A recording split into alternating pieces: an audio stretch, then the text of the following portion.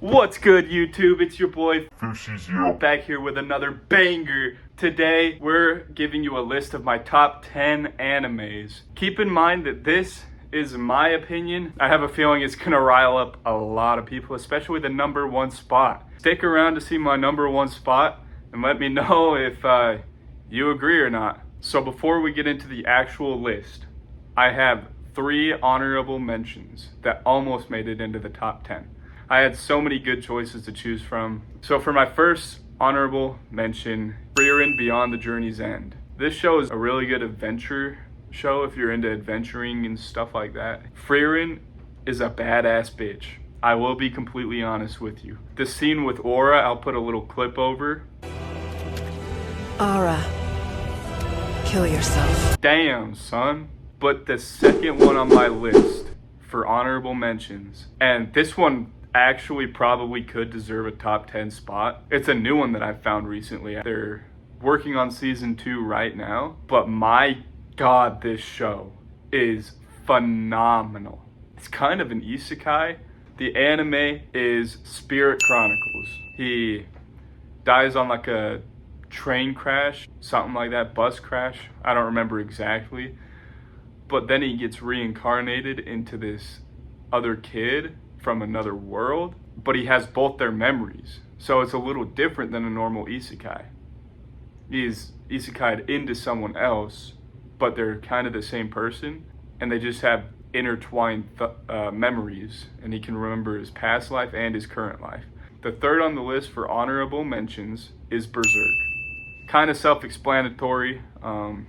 Guts is an amazing character. All the pain and suffering he goes through. Beautiful. I wish that the anime could be done better. Now we're in to the top 10 list. We're going to start backwards at 10 and work our way up the list to number 1. So stick around to see what my number 1 is. It's going to have a lot of controversy, I feel like. For number 10 on the list, we have Eminence in Shadow. I really love this style of show, like the OP isekai character. And this show has a lot of baddies in it. Mighty fine, mighty fine. Anyways, one of my favorite anime scenes is the I am atomic. I'll put a clip over that. I am atomic.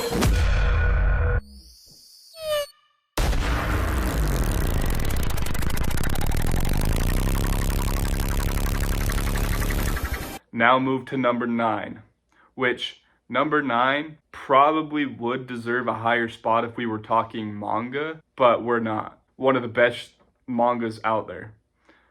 But they fucked this show up with season 3. And I'm sure you can tell which show I'm talking about by now, but it is Tokyo Ghoul, the anime. Season 1 and 2 of Tokyo Ghoul are phenomenal. But season 3 lowers that rank a ton, because season 3 with Heisei is the most garbage piece of dog shit I have ever seen. And that's not even an exaggeration. I fucking hate season 3 of Tokyo Ghoul, and I will just leave it at that. But just seeing like Kaneki's pain and suffering and everything he goes through while transferring into a ghoul, plus when he accepts that he's a ghoul, plays the bad guy to protect his friends, and he did it for his friends, and I think that's a very stoic reason. The scene with Jason is one of my, probably my number 1 anime scene, maybe number 2, I don't know. Just the torture and all the stuff that he was put through by Jason, and his hair turning white is beautiful. The part where he's talking to his mom, or like begging for his mom. I'll put a clip of that. Mom, I wish that you were still here with me. I hate being all alone. I miss you so much, it hurts. Why couldn't you just live for me? You had a choice. Why didn't you choose me? Even if it meant forsaking your aunt? Yes, if she'd be here now! Even if it meant hurting her? If it had to be done! Even if it meant killing her? Whatever it takes! Beautiful, absolutely beautiful. One of the other main reasons I really like this scene in this show is Kaneki's emotion in the dub. That is it for Tokyo Ghoul. Let's move on to the list to number 8. Now, number 8 is a really short 12 episode show. If you're into crime type shows or mysteries, murder mysteries, stuff like that. So number 8 is going to be Erased. You can just see all the effort that the main character puts in to save his childhood friends, going along with him through his journey, trying to figure out who the murderer is and who the killer is back in time. Because if you haven't seen the show, the main character gets sent back in time, and he's trying to save like his classmates and his mom from dying back in time, and just following him through all that and seeing all the effort he puts in and trying to save these people is incredible. And then this is a really big spoiler, so if you don't want to hear it, pause, whatever, turn the volume down. But when he finds out that the killer is his teacher, bro, mind blown. I was not expecting that in the slightest. And that is number 8 on the list. Now, number 7 on the list is one that not a lot of people know about. It's kind of sad because it came out, I think, in 2020. It just doesn't have much of a fan base, and not a lot of people watched it. So I don't think we'll get a season 2, which sucks. I've read the manga. The manga is absolutely amazing. This anime for number 7 is Plunderer. The main character, Licht, is a badass, overpowered pervert. And I know a lot of you are going to be like, oh, that's fucking weird. You like a pervert? A pervert? You watch a show with a pervert? For those of you that have watched Naruto and like Jiraiya, fuck off. Alright, had to get that out of the way. Yes, the main character is kind of a pervert, but that's what makes the show funny. With this show, one of my favorite things is the power system. They have like these numbers imprinted on them, or they have a character that is, every time they satisfy a customer, their number goes up. But if the customer is unsatisfied, their number goes down. And if your number drops below 0, you get sent to the abyss, which I don't remember. I don't think in the anime it shows you what the abyss actually is. This OP character, Licht, he's got negative 999 is his number count on his hand. And everybody's wondering how he's alive with a negative count. And when you find out, it's mind-boggling, because he has this sword that has a number on it as well. That is the amount of people he killed, and that number is just insanely high. He was in a war 300 years ago, blah, blah, blah. It's number 7 on the list, and for very good reason. He's overpowered. You see the war that he went through and trying to protect his friends from having to shed any blood, so he took all the killing on himself so that his friends wouldn't have to kill anybody. And that just weighed on his mind a lot and pushed him to a point that he was kind of a mindless zombie until he found this one girl. And I'm not going to get too into detail. If you want to watch it, go and watch it. It's a beautiful show, but that's number 7 on the list. On to number 6. This is the only romance series. There is a movie on here. This is the only romance series on the top 10 list, and it's coming in at number 6, and that is Horimiya. I don't really care for romance as much as I did when I was watching anime when I was younger, like 16, 17 years old. Just that time in high school where you're, developing and starting to get attracted to women and stuff. I really enjoyed romance around that period, but as of now, I don't really care as much. But this is 100% one of my favorites of all time. And this is going to sound cringe, but Horimiya is wifey material. She's like a mother almost. And I really like that. And then I like Miyamura's personality outside of school. He's got all these earrings and tattoos, and he's like, I don't know, he seems like this, and he's a kind-hearted dude with piercings and tattoos, and it kind of shows you that you can't judge a book by its cover, because just because he has tattoos and piercings and stuff, he's still the sweetest guy in the show. But that's number 6 on the list. This is the top 5, and I can tell you, it's one of the biggest animes, if not the biggest anime as of right now. It's just barely releasing season 2. A lot of people are going to say it's overhyped, overrated, something along those lines. But number 5 is Solo Leveling. I like this low rank. Nobody believes in him. They all make fun of him because he's the weakest hunter of all mankind and all that shit. But I think it's just dope to see him get this overpowered thing and grow. And fuck you for calling me that shit. The anime is amazing so far. I think as this video is created, it's season 2, episode 3. See, I think episode 4 comes out tomorrow. I'll probably do a reaction video on that, so stay tuned. But seeing Jinwoo progress and get stronger is just amazing. But on top of that, you get to see, like, as he gets stronger, he becomes more emotionless and something inside of him is starting to crumble. And I've read all of the manhwa to it, so I know what happens. You can just slowly see him starting to lose emotion and things along that line. But that takes us to number 4. And number 4 on the list won Anime of the Year, I think in 2022, maybe? But it is Cyberpunk Edgerunners. And this one's different than most of the anime on this list. It's a Netflix exclusive. It's only 10 episodes. It's based off a video game, kind of. One of the tracks from this song, I Really Want to Stay at Your House is what it's called, has been the number 1 played song for my Apple Music for the past 3 years now, because it's just a beautiful song. It gets my emotions going and reminds me of one of the most heart-wrenching scenes in the show. Spoiler alert, there's spoilers coming on here. Watching the fight with Adam Smasher, I was like, oh yeah, Dave is gonna beat his fucking ass. Like, he's gonna figure out some way to beat him because he's the main character in this. Blah, blah, blah, blah, blah. And then he's like on the brink of death, and I'm like, oh, he's gonna come back from this.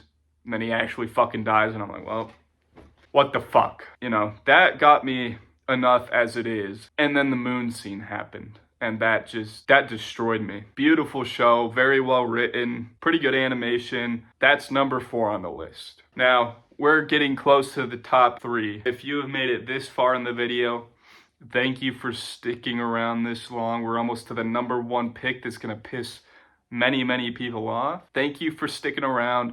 Please leave a like if you liked the video, a comment down below on your top 10 anime, and subscribe if you want more content like this. Without further ado, let's get on to number 3 on the list. So number 3 is the other romance anime, but it's a movie, not a series. And this one is probably the most heart-wrenching show I have ever watched in my entire life, and I bawled for the last like 10 minutes of the show. It was so sad. It was brutal. But number 3 on the list is I Want to Eat Your Pancreas. And if you've seen this, you're like, oh yeah, I can see why he's saying that.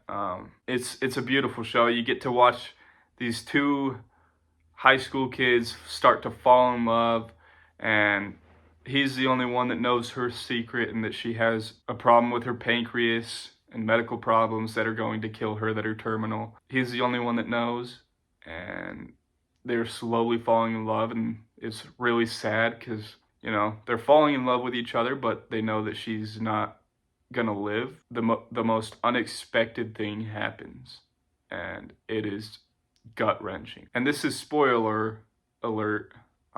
If anyone hasn't seen it and would like to stay in the unknown about it, plug your ears or whatever, but this is a spoiler. When she dies, and it's unexpected, it's not from the pancreatic stuff, it's from getting stabbed to death. It's fucking brutal. And he's watching it on the news, and he's just devastated. Doesn't even have the courage to go to the funeral because he was laying in bed feeling like a piece of shit. And then he finally goes over to her house to pay his respects at the shrine. Him and her mother are talking. All throughout the show, she's always saying, I want to eat your pancreas, because that means that if she eats his pancreas, it's going to heal hers, blah, blah, blah. It's a whole spiel. She gives him the phone. He sees that she saw the message, and she said she was typing, I want to eat your pancreas. And he never got that message. And he's starting to tear up, and he doesn't know what to do. He looks at the mom and asks, can I cry now? And starts bawling his eyes out. Fucking devastating. But anyways, that's number 3 on the list. On to number 2. Now, number 2 for me might be one of the best new gen anime to ever exist, and that is 8686. It's not the longest show out there, but every single episode is amazing. It's not one of those bright and cheery fun shows. It's kind of like Attack on Titan, where it's more serious. There's not really much comedy in it, but it's showing you reality. It's showing you this is war. This is the type of shit that happens in war. They're sending people with colored hair because they don't have white hair and white eyes or whatever. They don't have that. So they're sending them out to the battlefield to die, and they don't count it as human casualties. They don't count them as humans. So it's discrimination. It shows you the reality of discrimination. But it also shows you the reality of war. Because they're in this war. It shows you the discriminated upon. It shows you a lot of what happens with them. And they get to watch their friends die all the time. Their friends are constantly dying. The main character, Shin, he has to kill his friends so that the enemy doesn't take their bodies and use it against them. So he has to shoot their brains out so the enemy can't use their brains. So he takes that burden upon himself to go and kill all of his friends so that their brains don't get taken by the enemy and used in ways that they don't want them used. So right here, I'm kind of making it sound like he's just killing his friends, but in reality, his friends are on the brink of death or are already dead. And he has one of the hardest code names out there from it, to be honest, and it's the Reaper. But yeah, that show made me feel lots of emotions, so that's why it's number 2 on the list. One of my favorite animes of all time, of course, because it's number 2 on the list. But on to number 1, the one that's gonna piss the most people off. My number 1 anime is Black Clover. Oh shit, why would you like Black Clover, the fuck? And I know what everybody's gonna say. Oh, where's One Piece, where's Naruto, where's Hunter x Hunter, blah blah blah blah blah. All good shows, Black Clover. That's my number 1. Nobody will make me change my mind. And before you start saying, Asta's fucking annoying, let me guess, you like fucking Luffy. To me, Luffy's annoying.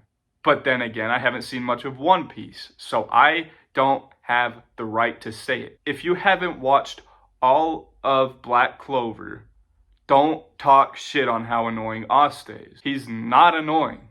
Okay? He might be in the first couple episodes when he's screaming, "Marry me, Sister Lily!" But after that, it calms down a bit. He's still got the Asta personality. But that's his personality. And he's actually fucking sick. Shows you to never give up. Like, other characters, yeah, you could argue that other characters they never give up, they never do this. But Asta is something else, okay? He's on the brink of death. Every single one of his limbs is snapped. He looks at his teammate and says, "Use your magical threads to get my arms to grip this sword and still fight." He fights and fights and fights. There's no losing in his mind. He never gives up. And I really, really like that. It gives me motivation. Black Clover is just my style of anime.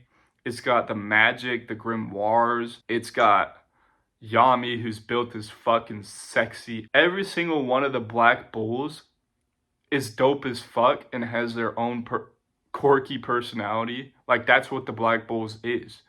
They're just weirdos that are dysfunctional in a way, but they're all super powerful. Black Clover has some of my favorite characters in anime. They've got Luck Voltia, they got Yami, they got Asta. Nozel is a badass. They got Marileona, she's insane. The Wizard King's dope. There's so many. The list goes on and on. But all the characters in that show are amazing. The character development is amazing. The power scale. You know, you start off with Asta, he's brain dead over there.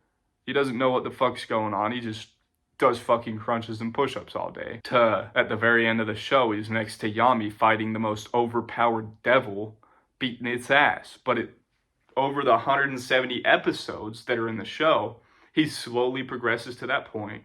And then even in the manga, he's progressing beyond those limits that you didn't even think were possible. Because in the show, you think, oh my god, he just got even more powerful. He can't get more powerful than that.